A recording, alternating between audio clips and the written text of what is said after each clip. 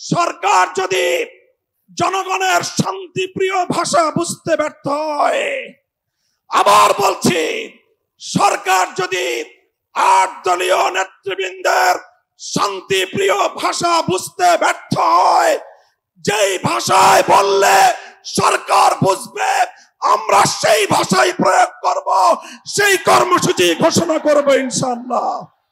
প্রস্তুত থাকবেন তো আপনারা? ইনশাআল্লাহ। যুদ্ধ করে ফ্যাসিবাদ বিতাড়িত করেছি, যুদ্ধ করেই বাংলার মানুষের অধিকার আদায় করে ছাড়বো ইনশাআল্লাহ। জুলাইয়ের বিপ্লবে শাহাদাত বরণকারী বীর শহীদদের রক্ত মারিয়ে জুলাই বিপ্লবের, জুলাই সনদ বাস্তবায়নের গণভোট ছাড়া বাংলার মাটিতে আমরা আর কোনো কিছুই হতে দেব না। নির্বাচনের পূর্বে, জাতীয় নির্বাচনের পূর্বে গণভোট আয়োজনের দাবি সহ 5 দফা গণদাবিতে আজকের এই জনসমুদ্রে পরিণত গণসমাবেশে উপস্থিত সংগ্রামী সভাপতি হযরত পীর সাহেব চরমনাই, মুফতি সৈয়দ মোহাম্মদ রেজাউল করিম, উপস্থিত আজকের এই গণসমাবেশের উপস্থিত সংগ্রামী প্রধান অতিথি বাংলাদেশ জামাতে ইসলামীর মোহতারাম আমির জনাব ডক্টর শফিকুর রহমান সহ জাতীয় নেতৃবৃন্দ, সমবেত 8 দলের নেতাকর্মী ও সংগ্রামী দেশবাসী, আজ এই ঐতিহাসিক পল্টন ময়দানে দাঁড়িয়ে আমি স্পষ্টভাবে দেখতে পাচ্ছি বাংলাদেশ আজ 2 ভাগে বিভক্ত। এক ভাগ 72-এর বাকশালপন্থী, আর এক ভাগ জুলাইয়ের বিপ্লবপন্থী। আজ বাংলাদেশের প্রতিটি রাজনৈতিক দল এবং পক্ষের কাছে আমার সুস্পষ্ট জিজ্ঞাসা, সবাই যার যার অবস্থান পরিষ্কার করুন। হয় আপনি জুলাই বিপ্লবের পক্ষপাতী, আর না হয় আপনি 72-এর বাকশালপন্থী। 72-এর পরাজিত বাকশালপন্থীরা আগামী 13ই নভেম্বর বাংলাদেশের বিরুদ্ধে লকডাউনের নামে যুদ্ধের ঘোষণা দিয়েছে। আমি ঘোষণা করতে চাই, 13ই নভেম্বর কোন বাকশালপন্থীকে বাংলার রাজপথে আমরা নামতে দেব না। যদি কেউ নামবার অপচেষ্টা চালায়, আমরা তাদেরকে রাজপথে মোকাবেলা করব ইনশাআল্লাহ। সংগ্রামী সাথী ও বন্ধুগণ, 2024-এর জুলাই বিপ্লব সহস্রাধিক তাজা প্রাণের রক্তের বিনিময়ে অর্জিত এই বিপ্লব। এই বিপ্লবের ভিত্তিতে আগামী বাংলাদেশ পরিচালিত হওয়ার জন্যই ঐক্যমতের ভিত্তিতে জুলাই সনদ প্রণীত হয়েছে। এই জুলাই সনদ কোন কাগজে সনদ হিসেবে আমরা দেখতে চাই না। জুলাই সনদকে আমরা আগামীর বাংলাদেশের রূপরেখা হিসেবে দেখতে চাই। এজন্য আমরা 8 দলের পক্ষ থেকে বলেছি, অনতিবিলম্বে জুলাই সনদকে সরকারি আদেশের মাধ্যমে এর প্রাথমিক আইনি ভিত্তি প্রদান করতে হবে।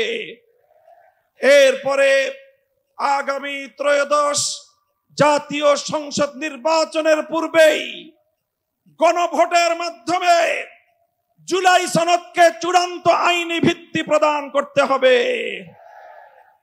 এর ব্যত্যয় হলে জুলাই বিপ্লব পন্থীরা বরদাস্ত করবে না, সেটা মানবে না।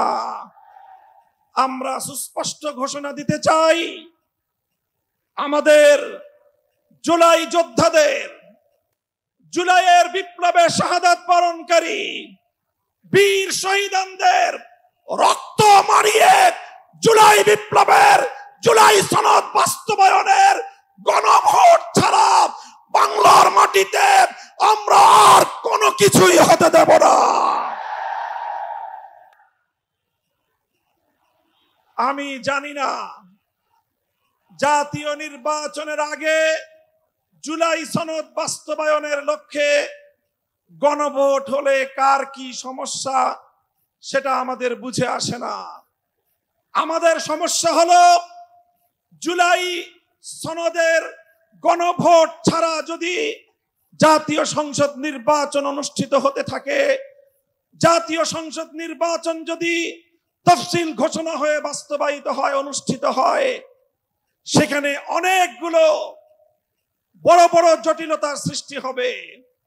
তার মধ্যে অন্যতম একটি হলো দ্বিকক্ষ বিশিষ্ট জাতীয় সংসদের উচ্চ কক্ষ কিভাবে গঠিত হবে, কিভাবে রাজনৈতিক দলগুলো তাদের নির্বাচনী ম্যানিফেস্টো তৈরি করবে, জাতির সামনে তারা তাদের উচ্চ কক্ষের 100 সদস্যের তালিকা কিভাবে প্রকাশ করবে, এই সকল বিষয়ের কোনো সদুত্তর তাদের কাছে নাই।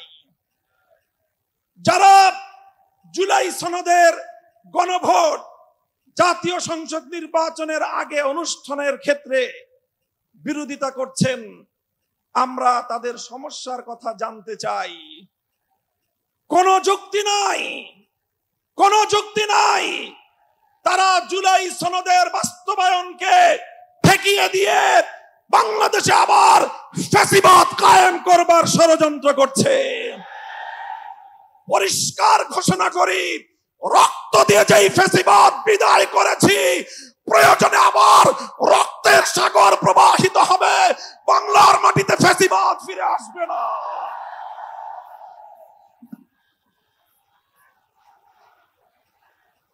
রাজনৈতিক পক্ষগুলোকে বলতে চাই, আমরা রক্ত দিয়েছি বালাকোটে, আমরা রক্ত দিয়েছি শাপলা চত্বরে, আমরা রক্ত দিয়েছি 2015 সালে, রক্ত দিয়েছি 2021 সালে, রক্ত দিয়েছি জুলাই বিপ্লবে। আমাদের মুখোমুখি দাঁড়াবার চেষ্টা করবেন না। আমরা রক্ত দিয়ে অধিকার আদায় করি, রক্ত দিয়ে বাংলাদেশ কিনেছি, রক্ত দিয়েই বাংলাদেশের স্বাধীনতা রক্ষা করব ইনশাআল্লাহ। সংগ্রামী সাথী ও বন্ধুগণ, জুলাই বিপ্লবের আমার সকল সহযোদ্ধাদেরকে আমি বলতে চাই, রাজনৈতিক মতবিরোধ থাকতে পারে, নির্বাচন নিয়ে মতপার্থক্য থাকতে পারে, আপনারা যার যার নির্বাচন করবেন সেটা পরের কথা। আসুন, যারা জুলাইয়ের বিপ্লবের রাজপথে ছিলেন, জুলাই বিপ্লবের সনদের আইনি ভিত্তি কার্যকর করার জন্য আমরা হাতে হাত রাখি। সংগ্রামী সাথী ও বন্ধুগণ, সর্বশেষ বক্তব্য, আগামী 13 তারিখ জুলাই সনদের গণভোটকে কেন্দ্র করে সরকারি সিদ্ধান্তের দিকে আমরা তাকিয়ে আছি। সরকার যদি জনগণের শান্তিপ্রিয় ভাষা বুঝতে ব্যর্থ হয়, আবার বলছি, সরকার যদি 8 দলীয় নেতৃবৃন্দের শান্তিপ্রিয় ভাষা বুঝতে ব্যর্থ হয়, যেই ভাষায় বললে সরকার বুঝবে, আমরা সেই ভাষাই প্রয়োগ করব, সেই কর্মসূচি ঘোষণা করব ইনশাআল্লাহ। প্রস্তুত থাকবেন তো আপনারা? ইনশাআল্লাহ যুদ্ধ করে ফ্যাসিবাদ বিতাড়িত করেছি, যুদ্ধ করেই বাংলার মানুষের অধিকার আদায় করে ছাড়বো ইনশাআল্লাহ। নাসরুম মিনাল্লাহি ওয়া ফাতহুন করিব। আসসালামু আলাইকুম ওয়া রাহমাতুল্লাহ।